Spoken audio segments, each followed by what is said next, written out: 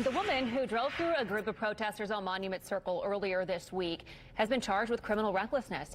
This was all caught on camera. This is some stills we're showing you right now from the video. The woman told Wish TV she was just trying to get around a group of people when they started jumping on her van. Yeah, News 8's Richard Essex talked to the prosecutor this afternoon and joins us from the newsroom with more. Richard? Well, the cell phone video only captures a small portion of the incident, and according to the Marion County prosecutor Ryan Myers, the entire incident was captured on other cameras on Monument Circle.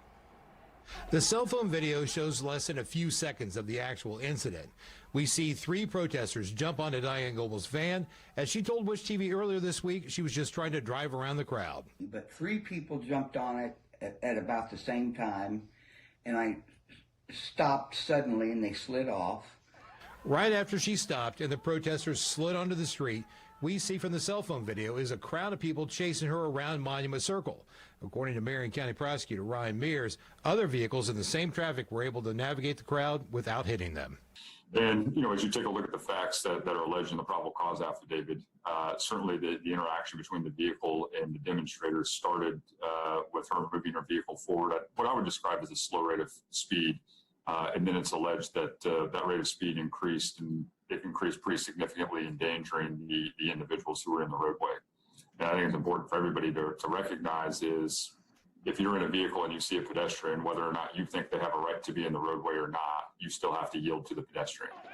Gobel told Wish TV earlier this week that she was just trying to drive out of the protesters' way. She claims she didn't drive into the crowd on purpose.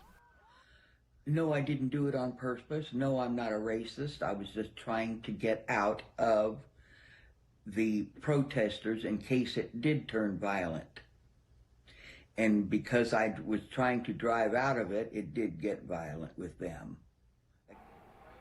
The prosecutor says this is still under investigation. Gobel has been charged with criminal recklessness, and if she is convicted, she could spend 6 months in jail. In the newsroom, Richard Essex, Wish TV, wishtv.com, and follow us on Facebook.